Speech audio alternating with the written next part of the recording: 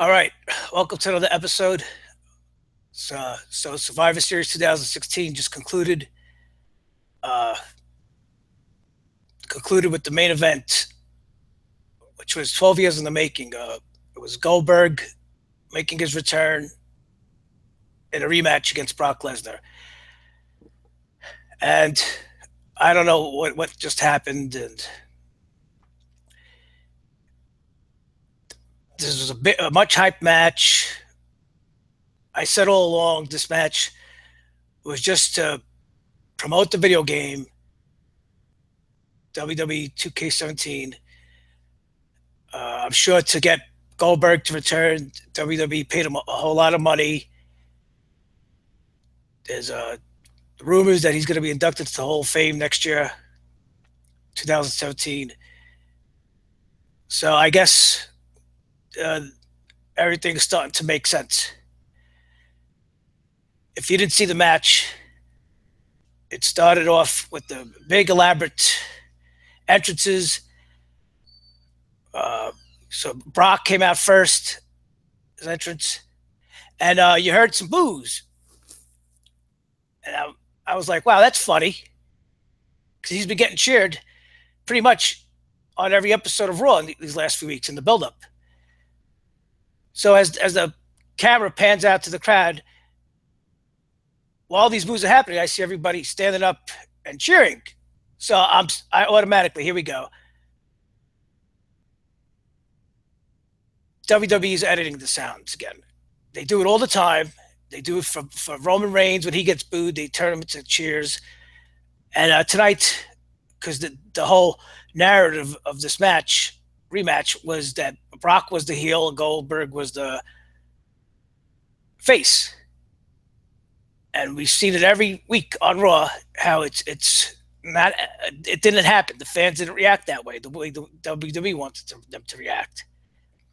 We saw that first promo with Heyman and Lesnar, where Heyman tried his best to get the crowd to chant Goldberg, and the fans didn't follow. They chanted Suplex City, Goldberg sucks. They had to abruptly end the segment.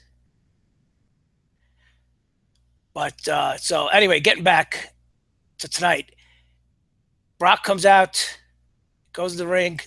He looks real serious, and you're getting hyped up. You can start feeling the pressure. And Goldberg, then his music hits. They did the old WCW style entrance where the security knocks on his door. He comes out, raw, roars. And he walks to the entrance to the gorilla position, and he comes out. They had the sparklers and the smoke. He breathed smoke out of his nose. The crowd was chanting Goldberg. At least that's what we heard. I mean, I don't doubt that. It's his first actual match appearance in over 12 years, and you could feel the tension. They're both looking at each other with intensity, as you would expect, and get the big introduction, the big feel. After the ring announcer announces the match of the names, they face off again, and Brock immediately picks up Goldberg and rushes him to the corner, and then just drops him. And he looks at him. Okay, so Goldberg comes back and shoves him, sends Brock flying down to the floor. Lesnar is stunned. He looks up, he's stunned. He doesn't know, can't believe that Goldberg pushed him so easily. And he starts laughing. He looks at Paul Heyman. So he gets up and he turns his back, and boom, Goldberg spears him. Holy cow. Brock is hurt. Brock is hurt. Now, initially, I didn't think much of it. It was just to show Goldberg was still strong, and you're expecting Brock is going to make a comeback. So Heyman's going crazy outside the ring, and now Goldberg backs up into the opposite corner. And lo and behold, he's getting ready for another spear. And you're thinking, oh, he's going to move out of the way. Nope. a spear. Lesnar's hurt. He's down. He's selling his ribs. Heyman's going crazy, and no way you're thinking he's gonna follow up with his finisher, the jackhammer. Brock's gonna maybe kick out of it to do something. Oh, Goldberg gets him, locks him up, hoists him high, jackhammer, and you're like, oh wow, that's wow. He's gonna kick out. 1, 2, 3. The arena initially popped, but let me tell you something. I don't know. That was absolute trash. Trash. It was garbage. This is the WWE trying to sell you that anything can happen. They just don't know how to make people happy anymore. I mean, yeah, the crowd is cheering,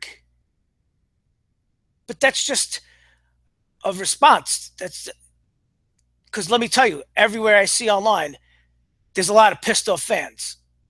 A lot of pissed off fans. Yeah, you have your Goldberg fans who loved it, and now they're starting the hashtag 2-0, the new streak. But I mean, look at this as a fan. You had a whole build up to it. It was over a month. 12 years, actually. Their first match at WrestleMania 20, I believe it was, sucked. They were both leaving. It was the last day of their contracts for both of them. The match was garbage. The fans crapped on it. They weren't into it, and Goldberg went over. All right. Didn't matter who won, actually. So now you finally have a chance to make the conclusion. And you get this. This reminds me of the 90s pay-per-views with Mike Tyson when he was the heavyweight champion. Be a big build-up. You pay $59.95. All hype. You expected to see somewhat of a fight, and Mike Tyson would knock out his opponent in 90 seconds or 2 minutes, and you feel ripped off. I'm not saying I feel ripped off as far as money. I feel ripped off. I wanted to see a good match. I wanted to see something. I was giving them credit, and I was saying they're the reason why they put this match on last.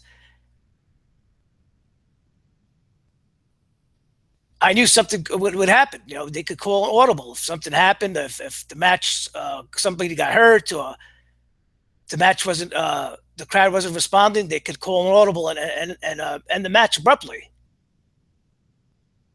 And this match started at 10:15. You think this is going to be a pretty decent time match, 15 minutes maybe. No, this match is 15 minutes, 15 seconds. They dial back to the late 90s WCW when Goldberg destroyed everybody in 15, 20 seconds.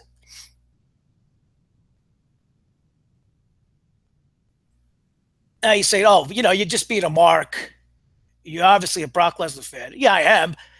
But, I said I wouldn't mind if he lost. But the way he lost, this erased everything he pretty much did for the last two years. If you're an Undertaker fan who was upset that Brock ended the streak, you probably are now and should be triply mad at this result, because all along it was supposed to be Brock was supposed to pass the torch to the next young star. He was the beast. He is the beast. He's the beast who ended the streak, Undertaker's streak at WrestleMania. He was the beast of Suplex City, the mayor of Suplex City, who dominated everybody. At least In SummerSlam 2 years ago when Lesnar destroyed Cena. At least that was a 10 15 minute match. At least that match told the story. Yes, Cena got squashed, but it told the story.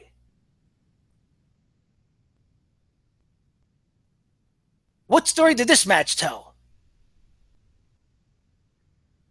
This was lazy booking, in my opinion, unless there's something we don't know about. Goldberg during the week in an interview said he hurt his shoulder. I made a video a couple of days ago saying that he was probably working the fans just to generate interest. Now thinking back on it, yeah, after the finish tonight, yeah, that was probably a work. And let me tell you, there's a lot of fans online. I'm looking, a lot of fans are pissed off. Highway robbery, over a month of build, 2 years. You had Goldberg come back after basically 12 years off. Yeah, he maybe had a couple of matches here and there on Independence, and this is what they're selling you, that he came back and destroyed former UFC heavyweight champion, two-time heavyweight champion Brock Lesnar, the Beast Incarnate, who's been running roughshod over everybody in the WWE for the last 2-3 years. He beat him in 15 seconds.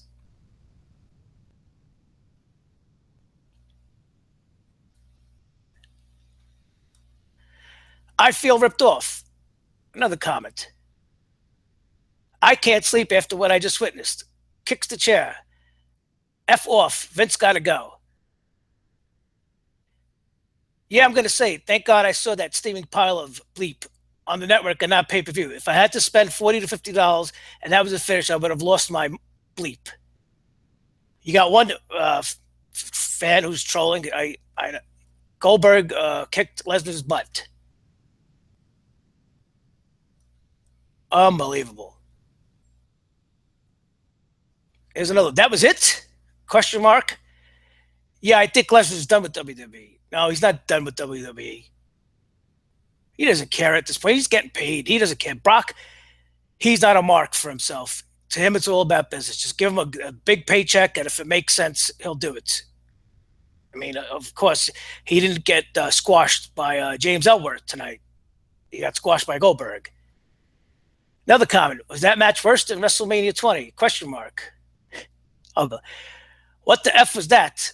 And he puts a picture of the guy from the fan reaction of The Undertaker ending streak ending at WrestleMania. What the F? It's the rematch we didn't know we wanted. That match is a waste of my time. Unbelievable. So now, I guess people to cope with, they're rationalizing that this is going to set up another rematch between Brock and Goldberg, possibly at WrestleMania. Why wait? That doesn't make sense. Why WrestleMania? Why not do it at the Royal Rumble?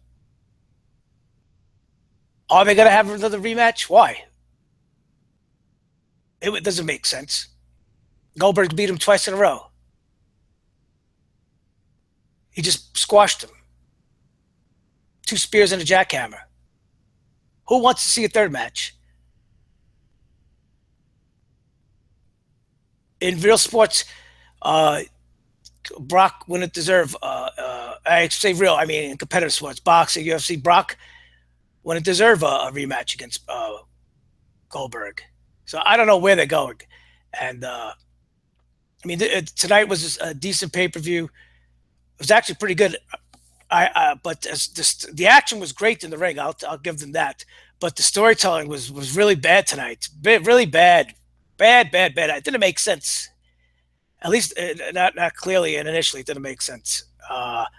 You saw the Shield pretty much had a reunion. Dean Ambrose helping Team Raw because he's feuding with AJ Styles, and they reunited. He came back after he was eliminated, Dean Ambrose, and they did the vintage Shield triple powerbomb on the table with AJ. Roman's still getting booed. The fans booed. AJ Styles was over all night.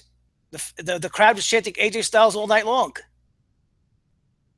But at least not give them credit, but at least they did have some final some common sense that Roman didn't go over, because it looked like it was going to be your typical 3 against 1. It was going to be three members of SmackDown versus Roman Reigns as the sole survivor of Team Raw, and he was going to beat everybody with Superman punches and spears, and he was going to win.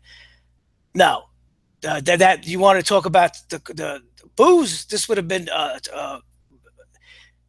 real disappointing pay-per-view, even more than it already has.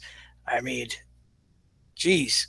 I mean, we'll see tomorrow night. They said that this Survivor Series was going to lay the ground. I said it too. It was going to lay down the groundwork for future angles. Yeah, I don't know where they're going with this, but in my opinion, this was trash. That ending was trash, garbage, and it was bogus. I'm still trying to figure out why. Was it to make Goldberg's son and family happy? To see their father win? Or is it that Goldberg is so rusty and past his prime that he couldn't have a regular match? Which that's what I'm leaning to.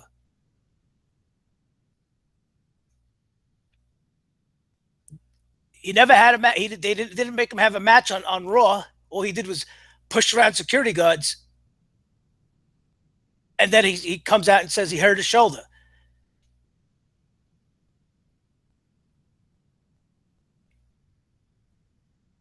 Boy, oh boy, the rate they did this all just to promote the game and pop a rating here and there. And what's going to happen tomorrow night on Raw? Is Goldberg going to even show up?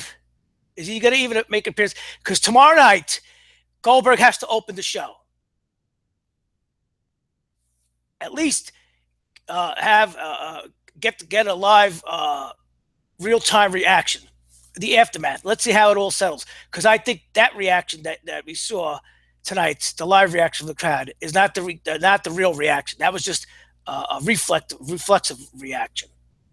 People were there, they're happy, but from what I'm seeing online, and if you go online and to wrestling groups and wrestling pages, whatever, I'd say it's 80-20. People are very pissed off and just making a mockery of WWE. And is Paul Heyman gonna address this tomorrow night? Or we're going to see they're going to milk it, and then we're going to have 3 more weeks before we see Paul Heyman address this, or Brock make a speech. Because how did they defend it? How does Brock and Paul Heyman make a comeback from this? What do they say? Oh, he got lucky. We didn't take him serious.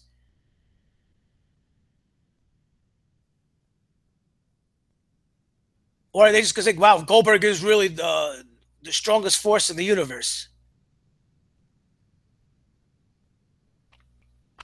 Anyway, I'm done. Watching, thank you. Like and subscribe, and I'll talk to you soon.